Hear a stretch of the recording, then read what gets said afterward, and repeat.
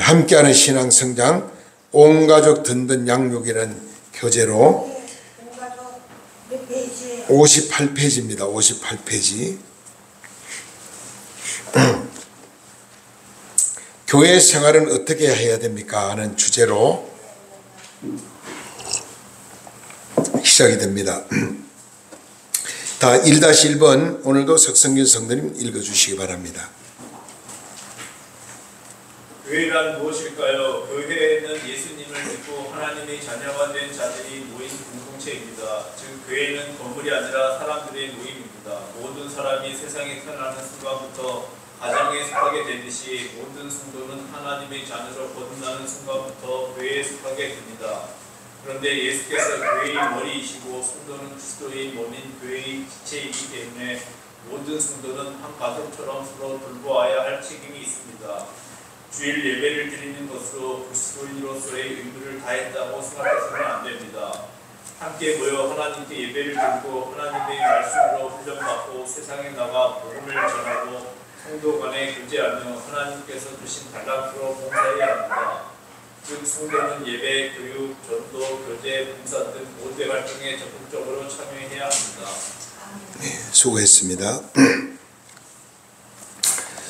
오늘 교회 생활 중에 제일 먼저가 예배입니다. 예배. 아주 예배가 굉장히 중요하죠. 왜 예배가 중요하냐? 오늘 하나님 말씀 보니까 하나님 앞에 예배를 잘 드릴 때 하나님이 오시는데 왜 오시냐? 복을 주러 오신다. 복 주러 오신다. 예배 시간은 은혜 받는 시간도 되지만은 복을 받는 시간이다. 오늘 성경 24절에 보세요. 내게 토단을 쌓고 그 위에 내 양과 내 소로 번제와 화목제를 드리라. 내가 내 이름을 기념하게 하는 모든 곳에서 내게 임하여 복을 주시리라. 하나님 앞에 축복받는 비결이 뭐냐? 하나님을 잘 섬겨야 되는데 하나님 잘 섬기는 비결이 뭐냐? 예배를 잘 드리는 겁니다. 예배라 그러면은 찬양이 있고 기도가 있고 말씀이 있고 그 다음에 헌신이 있어요. 헌신. 내 모든 걸 하나님께 드리는 것이 바로 예배죠. 예배. 그래서 시편 118편 21절 이런 말씀을 합니다. 주께서 내게 응답하시고 나의 구원이 되셨으니 내가 주께 감사하리다. 우리가 예배 드릴 때 어떤 마음으로 드려야 되냐? 감사하는 마음으로 하나님께 예배를 드리라는 거죠. 예배 시간은 하나님을 만나는 시간, 영적으로, 인격적으로 하나님을 만나는 시간이죠. 그래서 예배는 하나님께서 자신을 죄와 사망의 굴에서 해방시켜 주신 것에 감사하는 마음. 그래서 구원받은 은혜를 깨닫고 너무너무 감사해서 예배로 하나님 보답하는 겁니다. 예배로. 자, 1-2번을 한번 보세요. 1-2번 보면은 구원받은 성도가 하나님께 예배 드리는 것은 지극히 마땅함에도 불구하고 하나님께서는 예배를 기뻐 받으시고 예배자에게 갖가지 복을 주십니다. 그 어떤 복을 주시느냐? 첫 번째는 예배를 드릴 때 우리가 은혜를 받죠. 또 기도 응답을 받죠. 그 다음에 하나님 예배를 통해서 우리가 축복을 받습니다. 물질의 복도 받고 건강의 복도 받고 모든 일에서 어느 나라나 개인이나 국가나 전부 다 보면은 하나님을 잘 섬겨 예배의 모범을 보이면은 다 은혜가 충만하고 복을 받고 잘 삽니다. 그래서 기독교 국가하고 우상 숭배하는 나라하고는 전혀 달라요. 일본이 잘 사는 것 같지만 일본은 우상이 굉장히 많습니다. 세계에서 가장 우상을 많이 숭배하는 나라가 일본이라고 그래요. 여자 숭배가 여자 귀신까지 있어요. 일본 여자 숭배하는 신도 있습니다. 뭐 뱀을 숭배하는 신도 있고 하여튼 뭐 오만 신이 다 있어요. 그래서 우리나라도 지금보다 100년 전만 해도요 얼마나 우상 숭배 많이 하고 고사 지내고 제사 지내고 명절 되면 집단적으로 전부 막 다니면서 제사 지냈잖아요. 집집만 다니면서 제사 지내고 고사 지내고 뭐 선앙당에 가서 제사 지내고 또 그다음에 가을 되면 뭐래요? 농사 수확 다 하면 조상들 묘에 다니면 참 희사라고 희사라고 그래가 묘에 다니면 전부 다 또 제사를 또 지내죠. 그렇게 우리나라는 우상 숭배를 굉장히 많이 하던 나라였습니다. 그래서 100년 전에 교재를 좀 다른 거 가지고 계시는 거 아닙니까? 58페이지 서론을 아까 교회는 무엇일까? 그래 우리 석정민 성도님이 서론을 읽었습니다. 교회는 우리가 헬라 말로는 에클레시아 이렇게 부르죠. 예수님을 믿고 하나님의 자녀가 된 자들이 모이는 공동체다. 그런 얘기죠. 하나님 자녀들이 모인 공동체다. 즉 교회는 건물이 아니라 사람들의 모임이다. 성도가 모여야 그게 진정 교회입니다. 아무리 건물을 잘 지어놔도 십자가를 위에 걸어놨다 할때 그게 교회라고 볼 수는 없어요. 성도가 모이는 그곳이 교회다. 그래서 우리가 모든 성도는 하나님의 자녀로서 거듭나는 순간부터 교회에 소속이 되죠. 교회에 소속이 됩니다. 그래서 성도는 그들의 몸인 교회가 지체가 우리 몸이 바로 거룩한 성전이기 때문에 늘 어디 가 있든지 간에 항상 예배하는 마음을 가지고 살아야 된다는 거. 자, 우리 58페이지에 밑에 내려가서 1-2번 보시고요. 그 밑에 성경 구절을 봅니다. 출애굽기 20장 24절은 오늘 본문 읽었죠. 넘어가서 옆에 포인트 그게 D3 포인트라고 있죠. 그거 한번 하나님께서 예배하는 사람과 하는 내용 우리 다 같이 큰 소리 읽어봅니다. 다 같이 시작. 하나님께서 예배하는 사람과 장소에 복을 내리십니다. 구체적으로 어떤 복을 주실까요? 첫째는 하나님께서 자신과 함께 하시는 확신을 갖게 하십니다. 둘째는 마음의 평안함을 누리게 합니다. 세 번째는 세상의 번성의 복을 받게 합니다. 넷째로는 자신의 잘못을 깨닫게 하는 회개하는 복을 받습니다. 다섯 번째는 성령께서 각 사람에게 주시는 은사를 받게 됩니다. 그래요. 우리가 예배를 잘 드릴 때 하나님이 오늘 분명히 복을 주러 오신다고 말씀을 했습니다. 그 예배 드릴 때 받는 복 5가지를 크게 나누어 놨는데요. 제일 먼저가 하나님께 자신과 함께 하신다. 하나님이 나와 함께 하신다. 오늘 어디를 가든지 하나님 나와 함께하면 우리 행복한 자입니다. 하나님 아버지가 나와 동행하시고 나를 보호하고 지켜주시고 이끌어 주실 때 그게 복이라는 거죠. 하나님과 늘 친해지는 거, 하나님과 하나가 되는 거, 그게 첫 번째 큰 복이고, 두 번째는 마음의 평안을 준대. 우리가 예배 드리잖아요. 은혜를 받아요. 은혜 받으면 제일 먼저 나에게 오는 복이 뭐냐? 마음의 평안입니다. 근심과 염려가 물러가고 답답한 마음이 시원해지고요. 슬픈 마음이 절망이 사라지고 기쁨이 옵니다. 용기가 생깁니다. 마귀는 우리에게 근심을 갖다 주고 고통을 갖다 주고 외로움을 주고 쓸쓸하게 만들고 미워하게 만들고 의심하게 만들고 계속 문제를 만들어서 세상으로 빠지게 만듭니다. 그러나 성령은 제일 먼저 나에게 하나님과 친해지면은 은혜를 받으면은 마음의 평안이 와요. 이 평안은 세상에 무엇으로도 바꿀 수 없는 평안입니다.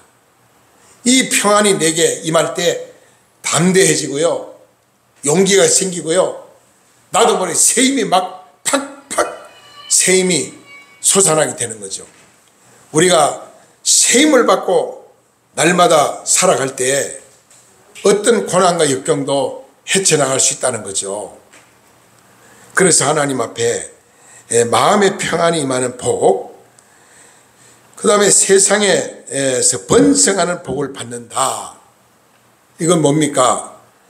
재산도 늘어나고 자손도 늘어나고, 하여튼 여러 가지 우리가 하느님한테 잘 되는 거, 모든 잘 되게 하는 복이 임한다는 거죠.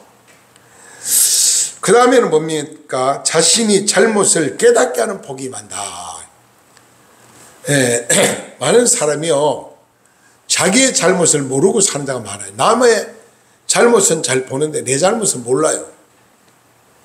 지혜로운 자, 은혜 받은 자는 남의 허물을 보기 전에 나의 허물을 보는 자가 지혜로운 자고 복 있는 자라고 성경은 말합니다. 항상 나의 부족한 걸 보고 내 허물을 보고 내 자신을 살피는 자. 그 다음에는 성령께서 각 사람에게 임하신다. 여러분, 성령은 우리를 돕는 영입니다. 연약한 자를 친히 돕는 영이 성령입니다. 우리는 연약해서 잘 넘어지기 잘하고, 우리 연약해서 흔들리고 범죄할 때가 많아요. 성령 하나님이 나와 함께하면 나도 모르게 강하고 담대할 뿐 아니라 정말 평안이 넘치기, 세심이 솟아나가지고 두려움이 없습니다. 그래서 순교자가 나오는 거죠. 담대하기 때문에. 여러분, 우리가 성령 충만한 삶을 사는 그것이 얼마나 큰 복인지 모릅니다. 그 다음에 1-3번을 보세요.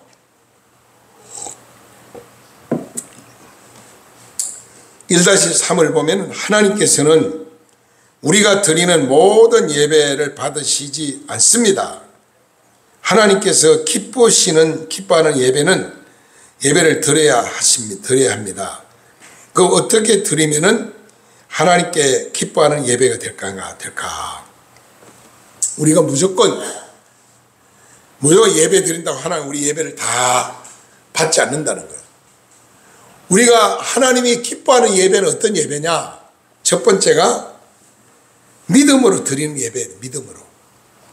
하나님 앞에 우리가 예배 드릴 때마다 믿음으로 드려야 돼요. 믿음으로. 믿음 있는 사람은요, 언제나 하나님 중심으로 살지요. 믿음 있는 사람은 예배를 소중하게 여깁니다. 믿음 있는 사람은 하나님을 두려워합니다. 믿음 있는 사람은 하나님만 의지하고 삽니다. 믿음 있는 사람은 하나님께 소망을 두고 살죠. 그래서 날마다 주와 동행하게 되고 성령 충만한 믿음으로 날마다 기쁨으로 살게 되는 거죠. 이게 바로 성령의 인도를 받는 자고 믿음으로 사는 자다. 찬송가에도 보면 믿음으로 사는 자는 하늘 위로 받겠네. 무슨 일을 만나든지 만사 형통하리라. 우리 찬송이 있어요. 하늘 위로를 받게 되고 무슨 일을 만나도 만사 형통하다. 이것이 바로 믿음으로 사는 자의 복이라는 거죠. 그래서 히브리서 11장 6절에 이런 말씀을 합니다. 믿음이 없이는 하나님 기쁘게 하지 못하나니 하나님께 나아가는 자는 반드시 그가 계신 것과 또 그가 자기를 찾는 자들에게 상 주시는 심을 믿어야 할지니라. 하나님은 오늘 예배자를 찾고 있습니다. 예배 드리는 자. 왜 예배가 소중하냐? 하나님과 나와 만나는 시간이니까 굉장히 중요해요. 여러분, 내가 대통령을 만나러 가서 대통령이 대화합니다. 아니, 대통령이 대화하는데 전화 오면 전화를 받을 수 있겠어요? 아니면 누굴 더 다른 생각을 할 수 있겠어요? 어디 먼 산을 쳐다보겠어요? 오직 대통령 나와 아주 집중적으로 거기에 대화만 신경 쓰게 되겠죠. 우리 이 시간이 천지 만물을 창조 만왕왕 하나님을 만나는 시간이 예배 시간이. 그 예배가 아주 소중하다는 거죠. 네? 잡생각을 버리고 전혀 모든 걸 다 내려놓고 예배에만 집중해야 된다는 거예요. 그래서 하나님을 만나는 시간이니까, 하나님과 대화하는 시간이니까. 또 밑에 포인트 보세요. D3 포인트 보면은 하나님께서는 영으로 존재하심으로 육안으로 볼 수가 없습니다. 따라서 우리는 하나님께 믿음으로 나아가야 합니다. 구체적으로 어떤 믿음을 갖고 하나님께 나가야 할까요? 하나님께서는 살아계신 것과 하나님 함께 나가는 자들에게 상 주시는 심을 믿어야 할지니라. 오늘도 하나님 우리에게 좋은 걸 주기를 원하신다. 예배자에게. 하나님 예배하는 자에게 기도 응답하실 뿐 아니라 능력을 주실 뿐 아니라 좋은 것을 우리에게 주신다는 거예요. 항상 하나님 준비하고 오셔서 예배하는 자의 태도를 보고 자세를 보고 중심을 보고 하나님 복을 준다는 거예요. 은혜를 준다는 거예요.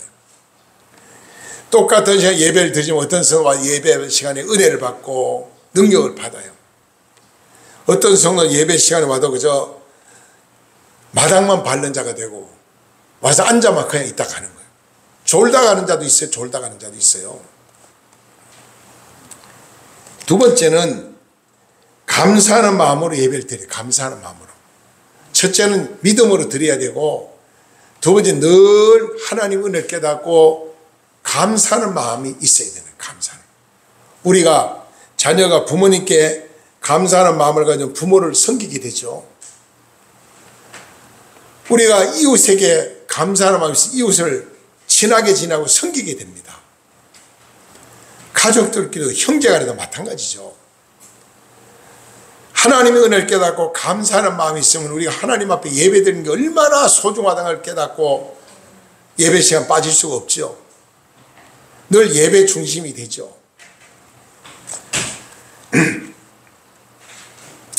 그래서 시편 95편 2절에 이런 말씀합니다. 우리가 감사함으로 그 앞에 나아가며 시를 지어 즐거이 그를 노래할지어다.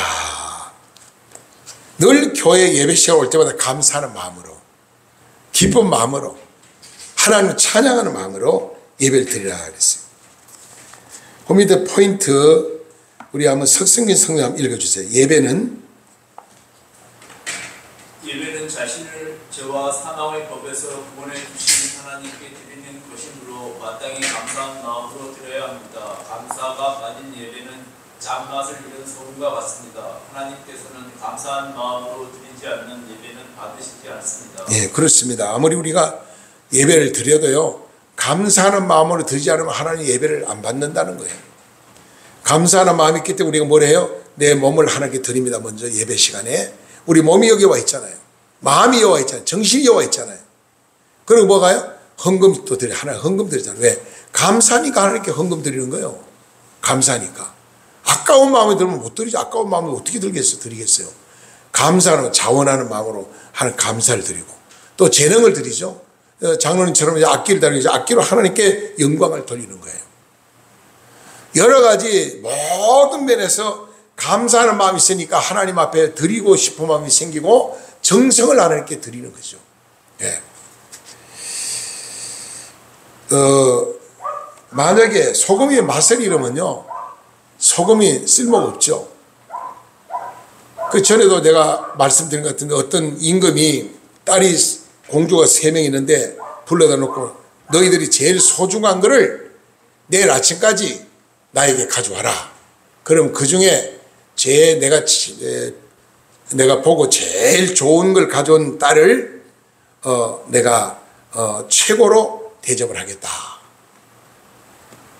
그래서 딸 서희가 나가가지고 참 뭐 준비를 하는데 딸 하나는 이생 제일 보배가 뭐냐, 금덩어리다 생각하고 금을 큰 덩어리를 준비해가지고 왕에게 바쳤다는 거예요.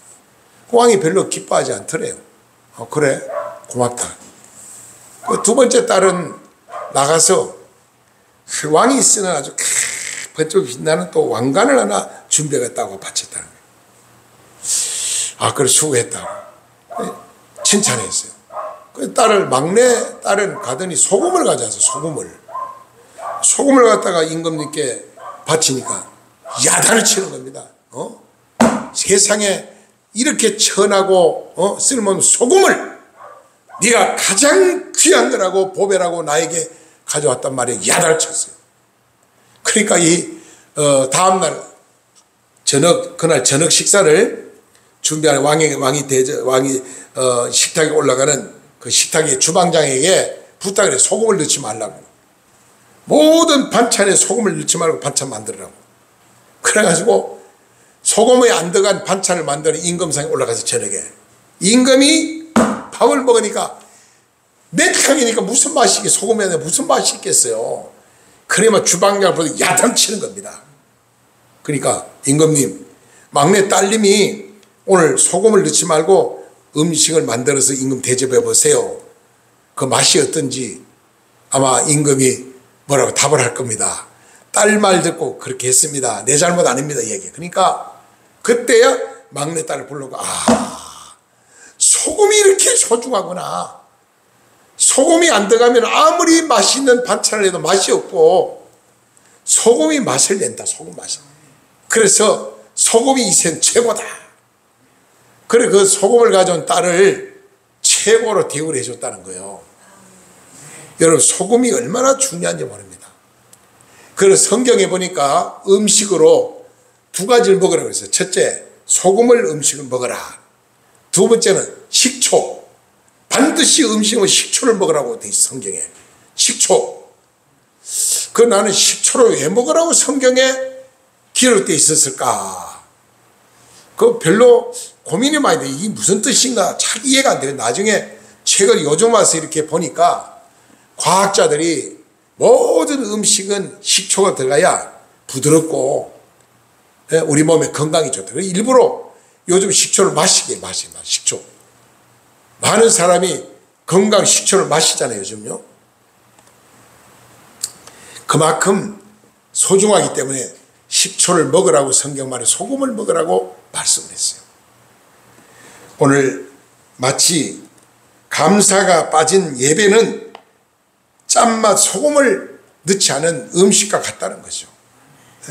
예배가 감사가 있는 예배라야 은혜가 충만하고 감동이 있고 그냥 예배가 너무너무 하나님 기뻐하는 예배라는 거예요. 늘 감사하는 마음으로 감사합니다. 감사합니다. 감사할 게 없어도 감사를 만들어야 돼요. 여러분 모든 질병을 이기는 길이 하루에 1000번 이상 감사하면 질병이 다 물러간대요. 1000번 이상 감사를 해버려요. 감사. 그럼 질병이 물러간다는 거예요. 자꾸 감사하래. 감사. 감사를 자꾸 하면요 치매도 안 걸린대. 치매도 안 걸린대. 감사 자꾸 하면. 예, 그렇습니다. 우리가 정말 그 밑에 또 밑에 보면은 사람이 내게 말하기를 여호와께서 집에 올라가자 할 때에 내가 기뻐하였노라. 사람이 내게 말하기를 여호와의 집에 올라가자 할 때에 내가 기뻐하노라. 그 다음에 이제 예배는 뭐냐? 기쁨으로 드려요. 기쁨으로 드려요. 기쁨으로. 여러분 감사하는 마음이 있어야 기쁨이 나오지. 감사하는 마음이 없는데 뭐 기쁨이 있겠어요. 예배 드릴 때는 가장 기쁜 마음으로 예배를 드려야 하나님이 기뻐 받으신다. 예배. 형식으로 드리지 말고 오늘 교회 안 가면 벌 받으면 하나님 벌 내리면 어떡할까? 그런 마음이 아니고 내가 복을 받게 예배 드리는 게 아니고 감사하는 마음으로 기쁜 마음으로 예배를 드리면은 하나님이 그 예배를 받으시고 복을 주신다는 거예요. 그 밑에 포인트 우리 김성력 성도님 한번 읽어보실까요? 기쁨의 마음으로 한번 읽어보세요. 기쁜 마음으로 예배를 드린다는 것은 예배 자체를 기뻐하는 뜻이 아니라 예배의 대상인 하나님의 기뻐하는 뜻입니다. 즉 하나님을 기뻐하는 마음으로 예배를 드려야 합니다. 하나님은 기뻐하지 않는 마음으로 드리는 예배는 하나님께서 받으시지 않습니다. 네, 그렇습니다. 기뻐하는 마음. 역시 우리 김성현 성도님은 장교 출신같이 씩씩하고 담대합니다. 지금 약간 풍이 맞아 아직도 언어가 조금 좀 안 좋지만 그래도 회복이 많이 돼가 얼마나 감사한지. 제가 걱정을 많이 했어요. 아이고 저러다가 잘못되면 안 되는데 기도하면서도 걱정을 많이 했어요. 근데 하나님이 안수기도를 제가 한 2번인가 3번 안수기도를 해드렸는데 아무튼 하나님이 우리에게 건강 주셔야 되고 또 우리가 노력도 해야 되지만 하나님이 건강 주셔야 돼요. 그래서 기뻐하는 마음으로 하나님 예배를 드리는데 기뻐한다는 뜻이 뭐냐?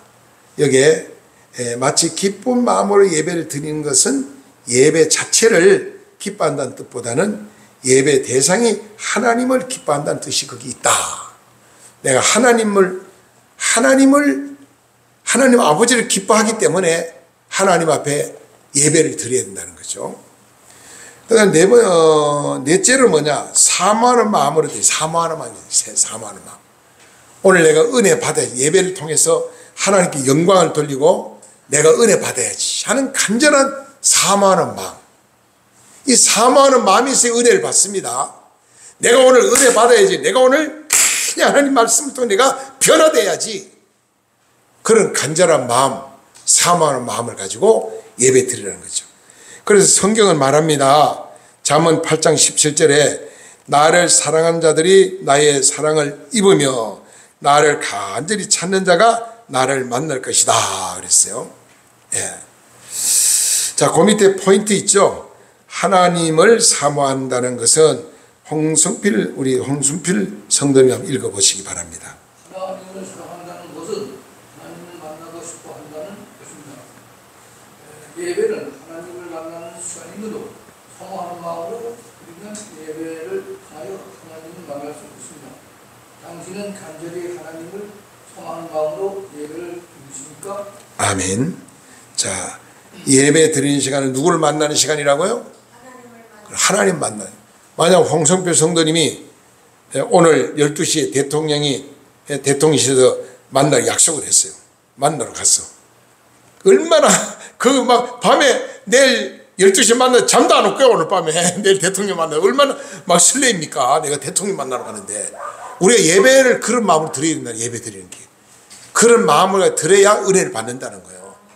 형식으로 드리지 말고 우리는 정말 마음과 뜻과 정성으로 하나님 예배 드릴 때 예배가 아주 소중하기 때문에 이런 정성으로 예배를 드려야 된다는 뜻이죠. 다섯 번째는 자주 드려야 돼요. 자주. 꼭 일주일에 한 번 주일만 11 예배만 드리는 게 아니고 자주 드리는 거죠. 자주. 저도 집에서 매일 아침 저녁 예배 드리고 싶은데 저희 안사람이 어떤 데는 예배 드리는 걸 좀 힘들어 하더라고. 그래서 뭐 드리다 안 드리다 그러더니 요즘은 병을 바뀌어버렸어요. 맨날 집에 가면요, 이거 뭐 트로트인지 뭔가 있잖아요. 뭐 점수 나오고 뭐 노래 부르는 거 있잖아.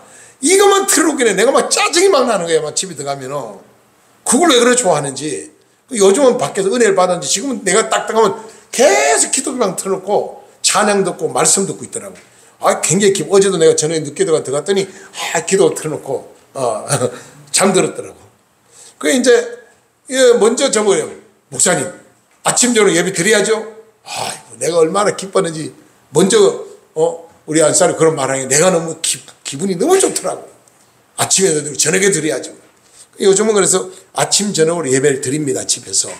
예배는 자꾸 드릴수록 좋은 거야. 많이 드릴수록. 여러분 대통령을 자주 만나야지 좋은 거지. 뜨문뜨문 만나면 좋겠어요. 그렇잖아. 홍사님 안 그래요? 자주 만나면 행복한 거지. 우리가 하나님을 자주 만나야지. 자꾸 만나야죠. 예. 그래서 그 밑에 성경을 보세요. 히브리서 10장 25절 보니까 모이기를 패하는 어떤 사랑과 습관과 같이 하지 말고 오직 권하여 그날이 가까움을 볼수록 더욱 그리하라. 요즘은요 점점 모임이 자꾸 해해집니다. 사회가 모임이 싫어져요. 모이는 걸 싫어해요. 사람들이 간섭받는다고 생각하고. 근데 하나님 앞에는 열심히 모여야 된다는 거야.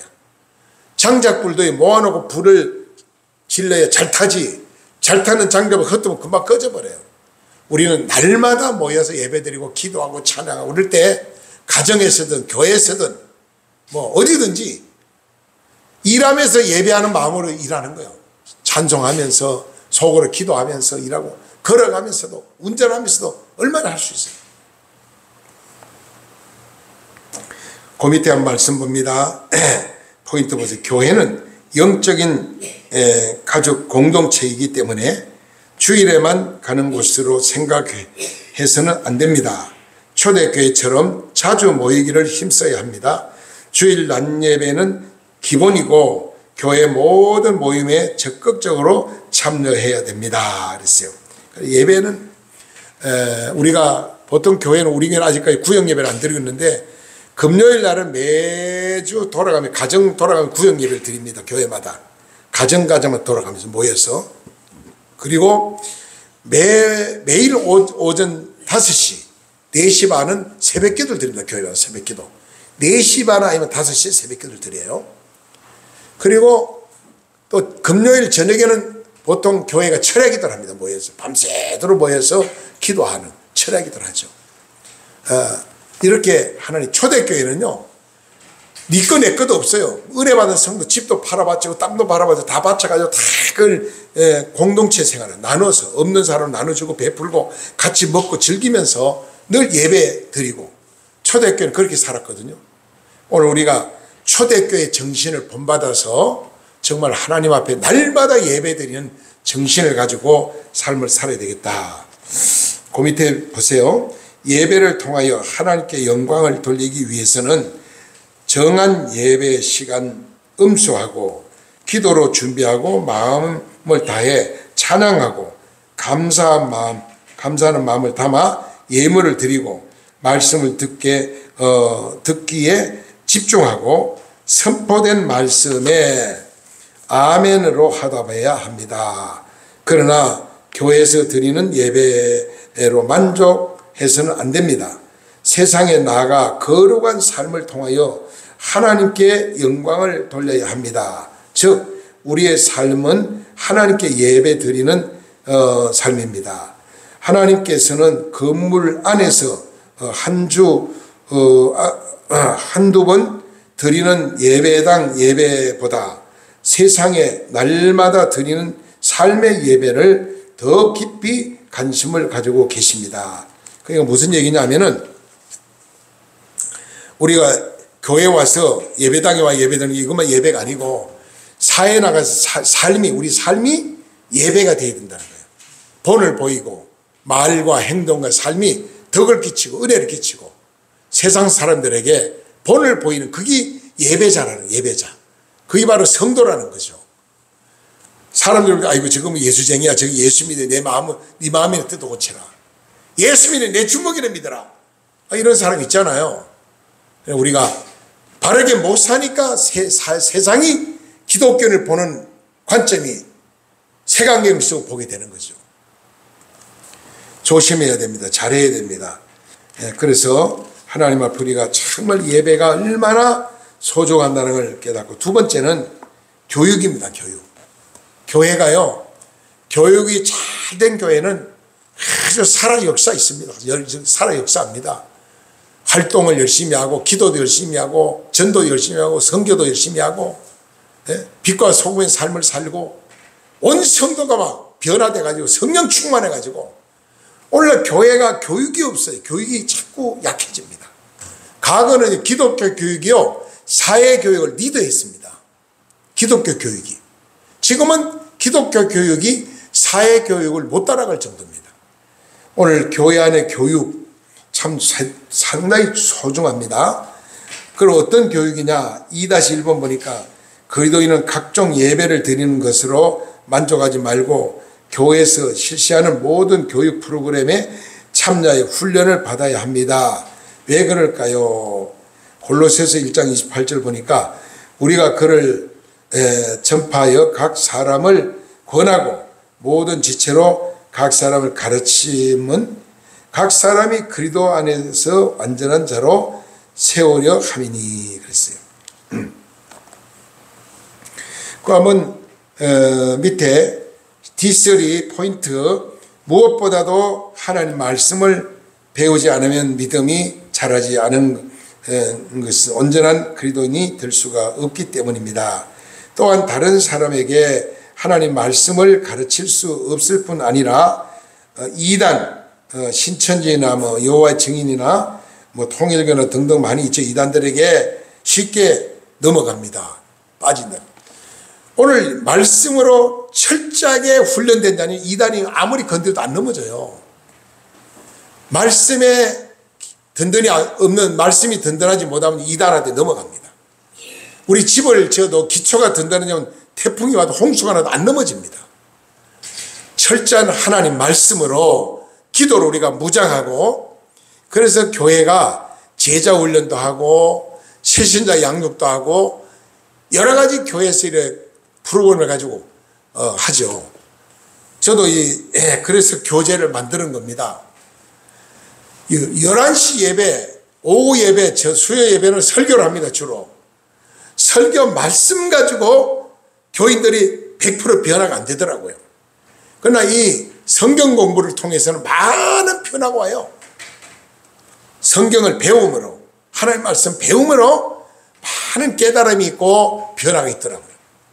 장로님들도, 권사님들도, 집사님들도, 제가 큰 교회, 작은 교회에서 섬기면서 다 해봤어요. 다 이거는 제가 실천을 해봤기 때문에 알고 있습니다.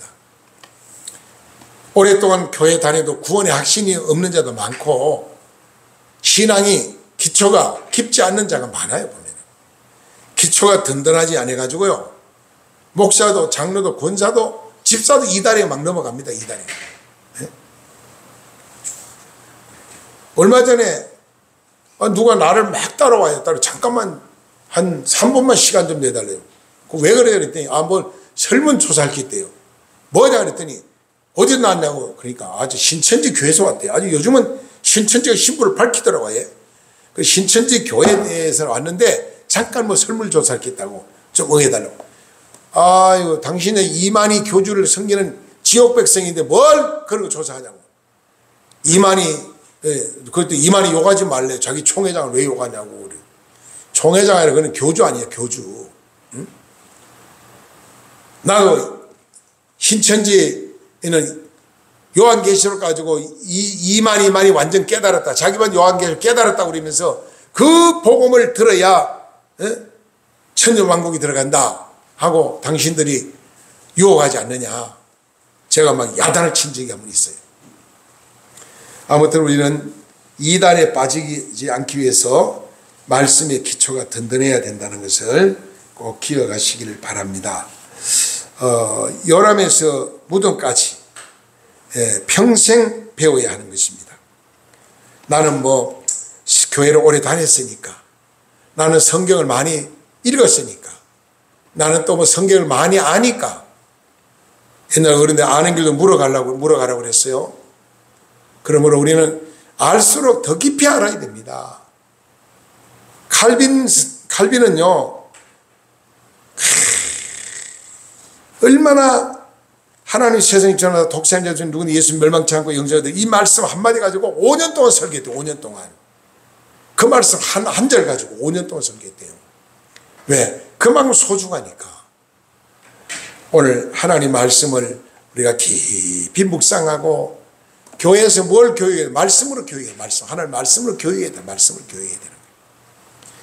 이단을 이길 수 있도록, 이단을 물리칠 수 있도록. 디모데후서 2장 2절에 이런 말씀합니다. 또 내가 많은 증인들 앞에 내게 들은 바를 충성된 사람들에게 부탁하라. 그들이 또 다른 사람을 가르칠 수 있으리라. 여러분이 이렇게 하나님 말씀 배우잖아요. 여러분이 배운 하나님 말씀을 또 다른 사람을 가르쳐야 되는 거예요. 이게 제자입니다. 한 사람이 두 사람이 또 한 사람 되고 네 사람 되고 네 사람이 또 하는데 8명이 되고 이렇게 자꾸 번식되는 거예요. 번식. 디스를 포인트 봅니다. 본문에 이 내용을 한번 석성일 성님 한번 읽어봐요. 본문에서 내는 디모데이고 내는 사도 바울이고 충성된 사람들과 다른 사람들은 모두 평신도를 가리킵니다. 즉 초대 교회는 먼저 목회자가 하나님의 말씀을 평신도에게 가르치면 평신도가 또 다른 평신도를 가르쳤습니다. 초대 교회에서는 사도와 평신도가 함께 하나님의 말씀을 가르쳤습니다. 목회자만 하나님의 말씀을 가르칠 수 있다고 생각하면 안 됩니다. 안 믿은 신자도 훈련받으면 다른 사람에게 말씀을 가르칠 수 있습니다. 네, 수고했습니다. 그래요. 목사님만 성경을 가르치라는 법이 없어요. 성도들도 내가 받은 은혜를 다른 사람이 나눌 수 있고 가르칠 수 있는 거예요. 그게 바로 제자 양육입니다. 제자 양육. 하나님 말씀을 다른 사람이 전하는 거예요. 이렇게 가르치고 전하고. 그래서 꼭 목사님만 해야 된다. 이건 독재죠, 독재. 성도가 다 할 수 있어요. 온 성도가 다. 제가 시민교회 있을 때도 보니까 제가 구역 예배도 다니다 인도하고 그랬는데 구역장을 훈련시키고 또 구역 강사를 훈련시켜 세워놓으니까 저보다 설교를 더 잘하더라니까요. 얼마나 열심히 잘하는지 몰라요. 아주 그냥 기도 많이 하고 준비 잘해가지고 구역 식구들에게 알차게 성경을 가르치더라고. 내가 참석해 봤어요. 어떻게 가르치나 하는데 목사가 앉아있으면 좀 부담이 될 거 아니에요. 그래도 부담 없이 잘하더라고. 아주 잘하더라고요. 그게 왜 그래? 훈련이 됐기 때문에. 훈련이 돼요. 군대도 마찬가지예요. 우리 훈련이 돼야 적과 싸우고, 훈련이 안 되면 암만 좋은 무기를 가졌어도 소용없어요. 못 싸우는 거예요. 평상시에 강력한 훈련이 필요한 거죠. 예. 2-3번 봅니다. 초대교회 평신도들은 먼저 사도들의 가르침을 받은 후 또 다른 평신도들을 가르쳤습니다. 즉 제자 훈련을 했습니다. 그들이 그렇게 한 이유는 무엇일까요? 성경을 보니까 이렇게 말합니다. 그러므로 너희는 가서 모든 민족을 제자로 삼아 아버지와 아들과 성령 이름으로 세례를 베풀고 내가 너희에게 분부한 모든 걸 가르쳐 지키게 하라. 볼지어다 내가 세상 끝날까지 너와 항상 함께 있으리라. 마태복음 28장 19절 20절 말씀입니다. 항상 세상 끝날까지 하나님이 나와 함께 한다는 거예요.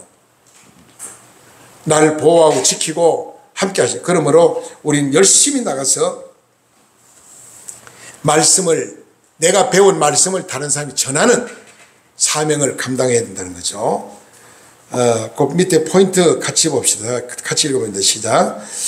주님께서 마지막으로 제자를 삼으라고 당부하셨기 때문에 주님께서 마지막으로 제자를 삼으시고 부탁하셨기 때문에 모든 그리스도인은 제자 삼는 삶을 살아야 합니다. 간민 믿은 신자도 가르치는 훈련을 받으면 제자를 삼을 수가 있습니다. 금방 교회에 나온 성도도요, 훈련 받으면 얼마든지 남을 가르칠 수 있다는 거예요.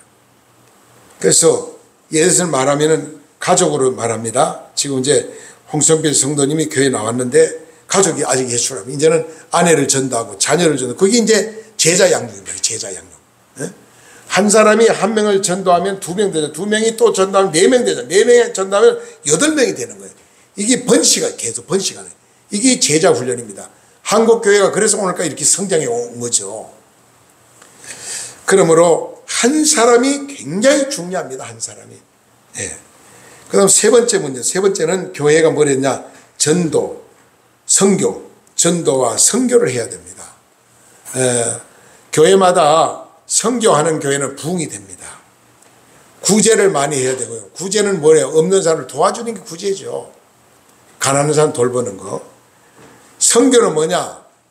국내 선교도 많아요. 병원 선교, 학교 선교, 고아원 선교, 교도소 선교, 군부대 선교, 국내 선교도 많고요. 그 다음에 해외 선교는 뭐예요? 해외 타국에 가서 전혀 나와 관계없는 나라에 가서 복음을 전하는 거죠. 우리나라도 미국하고 아무 관계없는데 독일하고 영국, 프랑스 관계없는데 다 그런 나라 우리나라 선교사를 와가지고 전도해가지고 우리나라 한국교회가 이렇게 부흥 성장했잖아요. 그러니까 선교와 전도와 선교가 중요하다. 3-1번 보면 잃어버린 영혼을 구원하기 위해서는 먼저 자신의 죄 문제를 해결을 받고 구원받은 것을 확신해야 합니다. 당신이 이것을 확신하고 있습니까? 로마서 10장 9절에 이런 말씀하죠. 내가 만일 내 입으로 예수를 주로 시인하면 또 하나님께 그를 죽은 자 가운데서 살리신 것을 내 마음 믿으면 구원을 받으리라 그랬어요. 우리가 구원에 나 자신이 구원에 간격이 있어야 다른 사람을 전도할 수 있는 겁니다. D3 포인트 밑에 보세요. 예수께서 자신의 죄를 대신하여 십자가에 못 박혀 죽으시고 부활하신 사실을 즉 복음을 믿고 있다면 그는 이미 구원을 받은 것입니다. 이것을 굳게 확신하고 기쁨으로 살아간다면 누구든지 비신자에게 찾아가 복음을 전할 수 있습니다. 우리가 예수 믿지 않는 사람을 찾아가서 전도한다는 것은 굉장히 소중한 일입니다. 3-2번 보겠습니다. 구원받은 자는 잃어버린 영혼을 찾아 구원하는 것을 최고의 사명으로 생각해야 합니다. 왜 그럴까요? 베드로 전서 2장 9절이 말씀하고 있죠. 그러나 너희는 택하신 족속이요 왕같은 제사장이요 거룩한 나라요 그의 소유된 백성이니 이는 너희를 어두운 데서 불러내어 그 가운데 빛에 들어가게 하신 이의 아름다운 덕을 선포하게 하려 함이라. 왜 우리가 전도해야 되느냐? 하나님 택함 받은 백성이기 때문에, 구원받은 백성이기 때문에, 거룩한 백성이기 때문에, 우리가 세상에, 너희는 세상의 빛이라, 우리는 세상의 어둠을 몰아내는 빛의 사명을 잘 감당해 나가야 되는 것입니다. 그 밑에 포인트 한번 보세요. D3 포인트 보세요. 하나님께서 우리를 먼저 죄에서 건져 주신 것은 아직도 예수 그리스도를 모르는 사람들에게 복음을 전하도록 하기 위해서이기 때문입니다. 따라서 각 간비든 신자일지라도 전도를 우선순위에 두고 잃어버린 영혼을 구원하는 일에 최선을 다해야 합니다. 전도는 목사님만 하고 전도사님만 하고 장로님만 하고 권사님은 집사님만 하는 게 아니고 모든 성도가 다 내가 만난 예수를 전하는 전도자의 삶을 살아야 된다는 거죠. 3-3 보세요. 당신이 죄 사함받고 구원받게 된 것은 누가 당신에게 복음을 전해 주었기 때문입니다. 당신도 다른 사람의 구원을 받도록 복음을 전해야 합니다. 가장 우선적으로 복음을 전할 대상은 누구인가? 3명만 적어 보세요. 그래서 여러분이 꼭 내가 전도해야 될 사람 3명만 머리에 한번 생각해 보세요. 그리고 오늘 그분을 기도하세요. 하나님, 내가 이 사람을 꼭 전도하고 싶습니다. 아내든 남편이든 친구든 자녀든 이웃사람이든 누구든지 좋습니다. 하여튼 꼭 전도할 사람 3사람을 마음에 새기고 하나님께 기도하시길 바랍니다. 로마서 1장 14절 15절 보니까 헬라인이나 야만이나 지혜 있는 자나 어리석은 자에게 다 내가 빚진 자라. 그러므로 나는 할 수 있는 대로 로마에 있는 너희에게도 복음 전하기를 원하노라. 로마에 가서 복음 전하기를 원하는 바울 사도는요,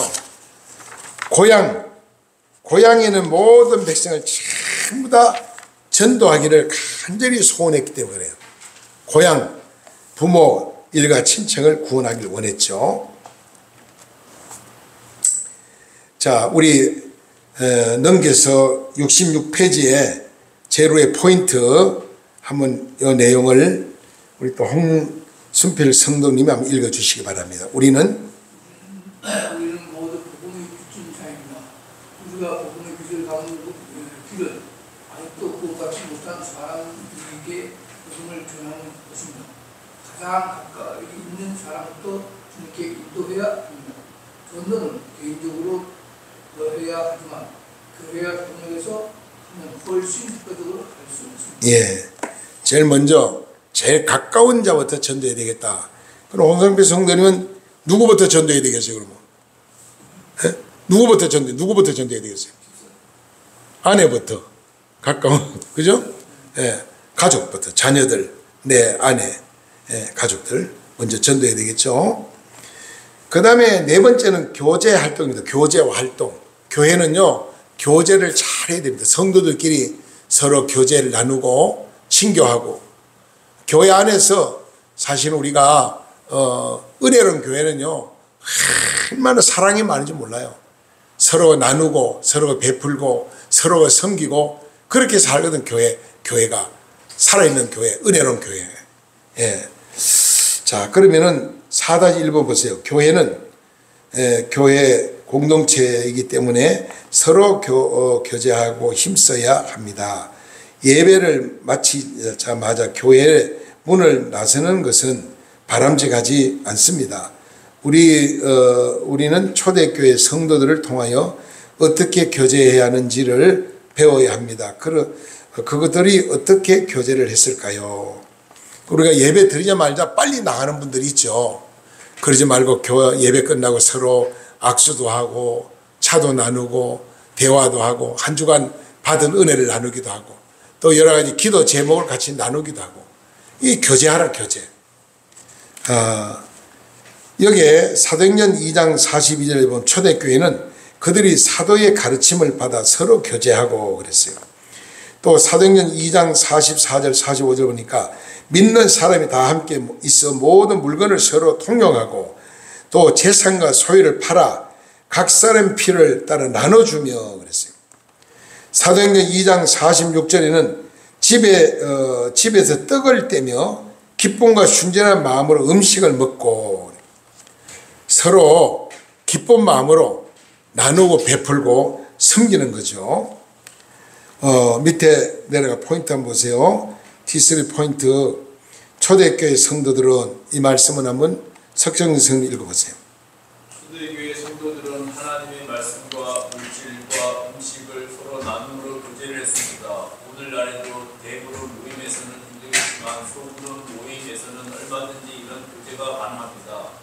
따라서 주일날 예배뿐 아니라 소부분 모임에 적극 참석해야 합니다. 네, 수고했습니다. 그래서 우리가 올 때마다 뭐 소중한 게 있으면 가져와서 성도 같이 나눠 먹는 거, 이 교제죠, 교제. 음식을 나눠 먹고 서로 좋은 대화를 나누고 그래서 아픔도 같이 나누고 기쁨도 같이 나누고 그게 좋은 교제입니다. 밑에 포인트 보세요. 초대교회 성도들은 하나님 말씀과 물질과 음식 서로 나눴다는 이걸 서로 나눴다는 거죠. 은혜 받은 걸 서로 나누고 좋은 음식을 각 집에서 다 해와 교회 와서 서로 나눠 먹는 거예요. 4-2번 보니까 초대교회 성도들처럼 말씀과 물질과 음식을 서로 나누는 아름다운 교제를 하기 위해서는 우선적으로 해야 할 일이 있습니다. 그것이 무엇일까요? 첫 번째는 사도행전 2장 46절에 날마다 마음을 같이하여 성전에 모이기를 힘쓰고 날마다 마음을 같이해서 성전에 모이기를 힘쓰라 그랬어요. 그 다음에 T3 포인트를 보면은 한번 이건 우리 김성혁 성도님 한번 읽어보실래요? 두 가지는 통행되어야 합니다. 첫째는 마음이 하나가 되어야 합니다. 그러기 위해서는 서로 자신을 낮춰야 합니다. 자신을 드러내는 공동체는 하나가 될 수 없을 뿐 아니라 성도 간의 친밀한 교제도 이루어질 수 없습니다. 둘째는 모이기를 힘써야 합니다. 모이기를 힘쓰라는 말은 교회의 모임을 중요하게 생각하라는 뜻입니다. 시간이 남은 경우에만 참석하는 모임에서는 성도 간의 아름다운 교제는 이루어질 수 없습니다. 네, 그렇습니다. 자, 첫 번째는 마음이 하나가 돼요. 마음이. 오늘 우리 시민교회, 우리 임마누엘 교회, 우리 장성천 교회 나오는 여러 성도들이 실제 마음이 하나가 돼야 돼요. 서로 그리스도 안에서 예수 안에서 하나가 돼야 돼요. 그래야 좋은 교제가 이루어집니다. 각각 생각이 다르면은 이 교제가 이루어질 수 없는 거죠. 그리고 또 우리는 나를 낮추는 겸손한 삶이 돼야 됩니다. 교만하면은 교제가 이루어질 수 없어요. 내가 어른이다. 나는 많이 배웠다. 나는 가진 게 많다. 나는 힘이 있다. 이거 그러면 안 돼요. 가진 게 많을수록 힘이 있을수록 많이 배울수록 겸손히 자기를 낮춰야만 좋은 교제가 이루어지는 겁니다. 그래서 서로가 돌봐주고 희생하고 사랑하고 베푸는 거기서 자꾸 정이 나는 거죠. 교회 안에 사랑이 넘치고 정이 넘쳐야만 은혜로운 교회가 되는 거죠. 4-3번 보니까 교회는 하나님의 자녀들이 모이는 공동체이지만 성화되지 못한 부분이 많기 때문에 서로 교제를 하다 보면은 여러 가지 문제가 발생할 수도 있습니다. 성도 간에 교제할 때 특별히 어떤 점이 주의해야 할까요? 우리가 주의해야 될 게 있는데요. 여기에 좀 이제 긴 내용을 한번 이영구 선교사 한번 읽어보실래요? 한번? D3 포인트 첫 번째 68페이지 읽을 수 있겠어요? 첫째, 사람을 너무 믿으면 안 된다. 사람은 사랑의 대상이지 의지할 대상이 아니다. 상대방을 너무 의지하면 실망하게 되어 시험에 들게 된다. 예. 두 번째, 둘째로 형제 자매 변화되지 못한 옛 사람의 성품에 너무 실망하지 말아야 합니다. 완전한 사람은 아무도 없습니다. 모두 성화된 중에 있음을 알고 서로 사랑을 보여주며 주님의 성품에 동요할 수 있도록 기도해주고 기다려야 합니다. 예. 세 번째, 셋째로 불평이나 원망하는 사람과 맞장구 치면 안 됩니다. 감사로 불평과 원망은 잠재워야 합니다. 이스라엘 백성은 광야에서 불평만하나 모두 네. 멸망했습니다. 자, 네 번째는 다 같이 봅시다. 다 같이 시작. 넷째로 좋아하는 사람끼리만 교제하면 안 됩니다. 사람 중심의 교제를 하면 평당이 생겨서 교회가 깨어집니다. 예수 그리스도 중심 교제는 해야 하고 교회가 하나가 되어야 됩니다. 다섯 번째 다 같이 시작. 성도 간에 금전적 거래하지 말아야 합니다. 아무 조건 없이 가난한 형제를 도와주는 것은 사랑을 실천하는 것이지만 금전적인 이익을 얻기 위해서 돈을 빌려주는 것, 죄를 범하는 것입니다.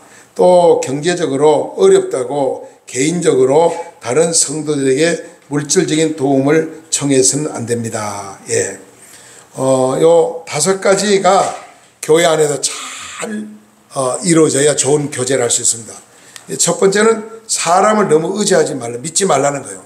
사람 너무 믿다가 낭패하는 경우가 많아요. 저분은 기도하는 사람이니까, 저분은 목사님이니까, 저분은 장로님이니까, 저분은 뭐 권사님이니까, 저분은 오래 교회 다녔으니까 믿을 만하다. 물론 믿어야 되겠지만은 너무 믿지 말라는 겁니다.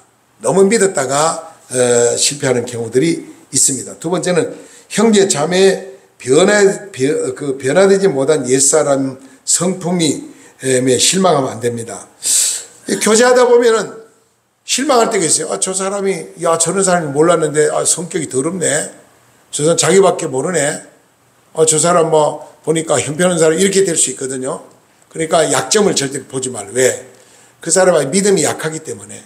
또, 우리의 성품이 똑같을 수 없거든요. 이해를 하고, 그걸 기도해 줘야 됩니다. 그 세 번째는 불평이나 원망하는 사람과 맞장치면 안 됩니다.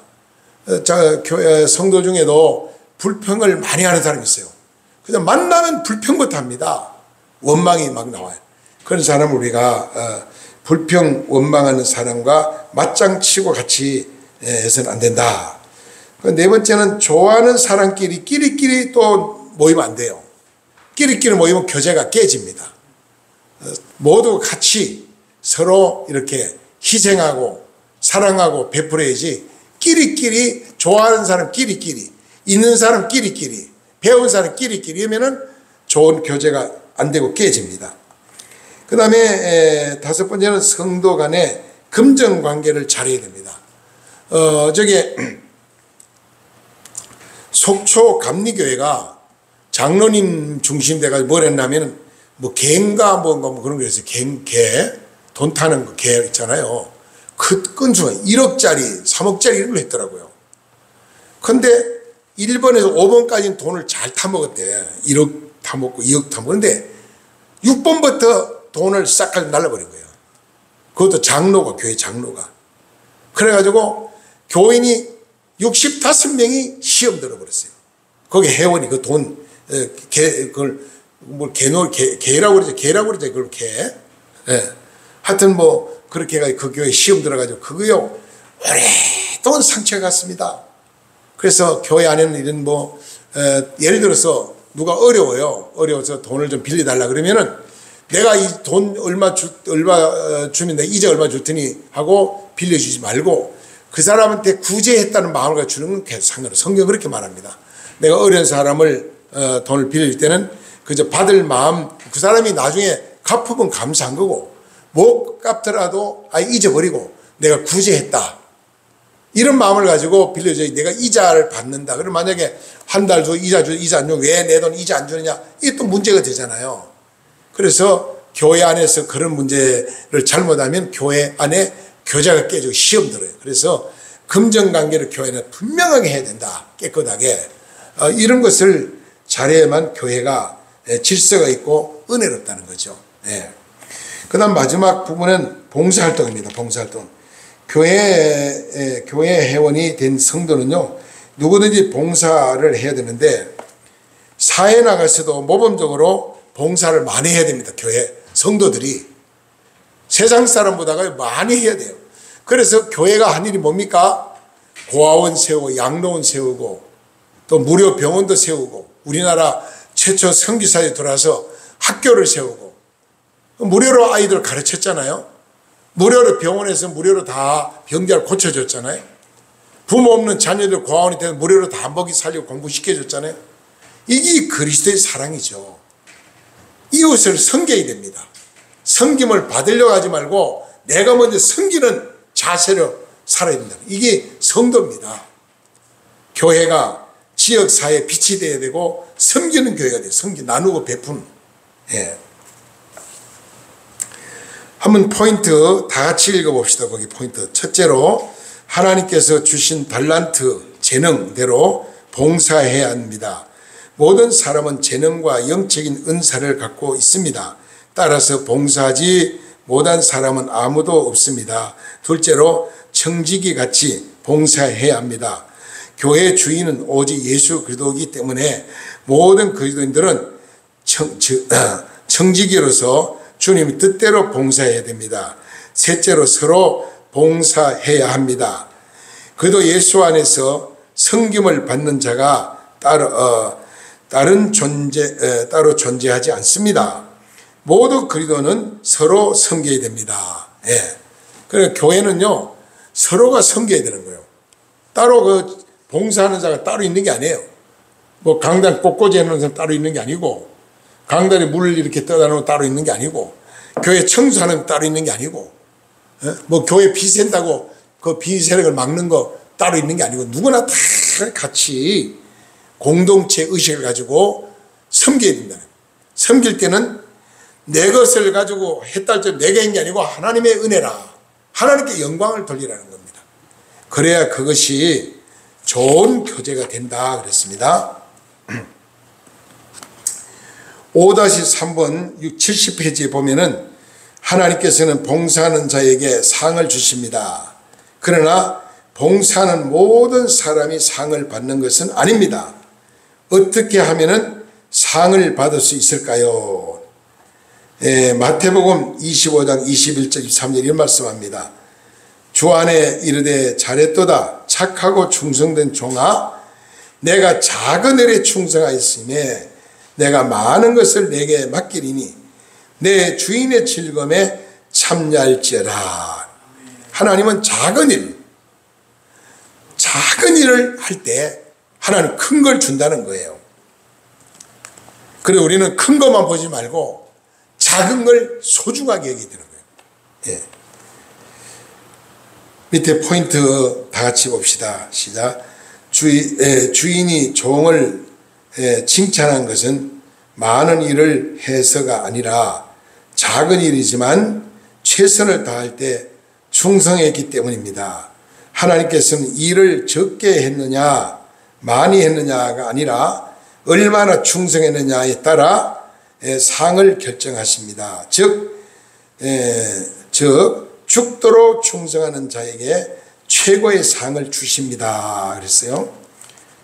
5-4번에 당신이 교회 안에서 혹은 세상에 봉사할 수 있는 것이 무엇인지 말해 보세요. 이걸 우리 한번 석성의 성도님 읽어보세요. 그리스도인은 예수님을 믿기 전부터 갖고 있던 재능이나 예수님을 믿고 나서 받은 영적 은사로 교회 안에서 봉사해야 합니다. 또한 세상에서 힘들고 어려운 사람들을 주님의 이름으로 섬겨야 합니다. 계속 옆에. 우리는 한 가족입니다. 성도님은 저희에게 더할 나위 없이 소중한 가족입니다. 성도님을 저희 교회로 인도해 주신 주님께 감사드리고 성도님께서 신앙생활을 행복하게 하실 수 있도록 최선을 다해 돕겠습니다. 그러나 행복은 이미 만들어진 것을 찾는 것이 아니라 스스로 만들어가는 것입니다. 각자가 가정에서 나름대로의 역할을 제대로 감당해야 행복을 맛볼 수 있듯이 우리가 교회의 구성원으로서 예배, 교육, 전도, 교제, 봉사활동에 적극적으로 참여해야 행복을 맛볼 수 있습니다. 건강치 못한 가정에서 자라며 역기능적 성인 아이가 되듯이 건강치 못한 교회에서 자라면 역기능적 그리스도인이 됩니다. 저희 교회는 건강하고 행복한 교회이기 때문에 성도님이 신앙생활 역시 건강하고 행복할 것을 확신합니다. 예, 아멘. 감사 수고했습니다. 그래 오늘날 교회들이요 건전하지 못한 교회, 건강하지 못한 교회, 병든 교회가 많아요. 어떤 교회는 장로하고 목사하고 싸우는 교회도 있고요. 또 뭐 세파로 갈라지는 이런 교회도 있고 요즘 속초 만천교회가 세파로 딱 갈라져 있다고 그러더라고요. 그 불행한 일이거든요. 그러면 그러니까 교회 안에는 주 안에는 하나가 돼야 되죠. 하나가 돼야 됩니다. 그래서 목사님이라고 해서 어떤 권위의식 가지고 굴념의 자세로 해서는 안 되고 항상 섬기는 마음으로 나누고 베풀어야 되는 거고 또 성도든 성도들끼리 서로 낮아지고 겸손히 서로가 섬기고 좀 상대방이 볼 때 뭐 좀 부족한 일 보이더라도 그걸 흠잡지 말고 불쌍히 여기는 마음을 가져야 되고 용서해주는 마음을 가져야 되고 그를 위해 기도해주는 마음을 가져야 되고 그의 부족한 걸 돕는 마음을 가져야 됩니다. 그래야 좋은 성도가 되고 좋은 교회가 되는 거죠. 그래 교회가 뭐 이 간판만 붙었다고 다 교회가 아니고 목사님만 있다고 다 목사가 아니고 장로님이라도 다 장로가 아니고 권사라고 다 권사가 아니에요. 교회 다닌다고 다 성도가 아닙니다. 정말 물과 성령으로 거듭나지 못한 성도도 많이 있어요. 그러면 교회 안에서는 절대로 파별이 있어도 안 되고 교회 안에서는 서로가 불쌍히만 사랑하는 마음, 서로가 섬기는 마음으로 하나가 될 때 그 교회가 은혜롭고 또 우리 가정도 형제간에 서로 불쌍히 서로 돌봐주고 서로 위로하는 형제들이 있을 때 가족이 건강하고 행복하잖아요. 교회도 마찬가지입니다. 그래서 우리 임마누엘 재단은 정말 서로가 사랑하고 서로가 섬기는 사명자들이 되셔서 은혜가 충만한 교회, 마지막 때에 다른 교회보다 정말 다른 저 교회는 사랑이 많은 교회, 저 교회는 단결이 잘 되는 교회, 저 교회는 애국하는 교회, 저 교회는 정말 마지막에 기도하는 교회다. 이런 좋은 소문난 교회를 우리가 스스로 만들어야 됩니다.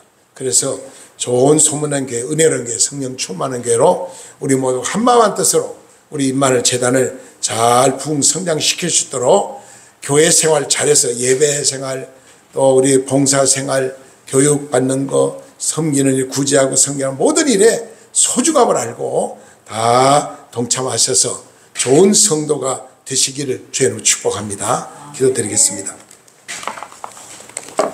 사랑과 은혜가 풍성하신 거룩한 주님 은혜 감사합니다. 이 시간에 부족한 종이 하나님의 귀한 말씀을 증거했습니다. 오늘 아버지 교회는 많은데 은혜는 교회가 많지 않은 것 같습니다. 사명을 감당하는 교회가 많지 않은 것 같습니다. 너무나 교회가 세속화되고 목사는 많은데 마지막 때 사명을 감당하는 목사님들이 많지 않은 것 같습니다. 하나님 아버지 불쌍히 여겨 주시옵소서. 한국교회 목사님을 불쌍히 여기시고 한국교회를 불쌍히 여기시고 우물이 맑아야 아래물이 맑다고 그랬습니다. 먼저 목사님들이 깨끗한 목회 정말 성령 충만한 목회로 성도들을 사랑으로 믿음으로 올바르게 잘 이끌어갈 수 있도록 은혜를 베풀어 주옵소서. 우리 임마누엘 재단에 나온 모든 성도가 마지막 이 시대의 초대교회처럼 사랑으로 똘똘 뭉쳐지게 하시고 성령으로 충만한 믿음의 용사들이 되게 하여 주시옵소서. 사명자들이 되게 하여 주옵소서. 많은 사람의 감동과 기쁨과 소망을 심어주시는 능력 있는 하나님의 자녀들 될 수 있도록 복을 나려 주시옵소서. 이 모든 말씀 예수님의 거룩하시는 받도록 감사하며 간절히 축복하며 기도드리옵나이다. 아멘.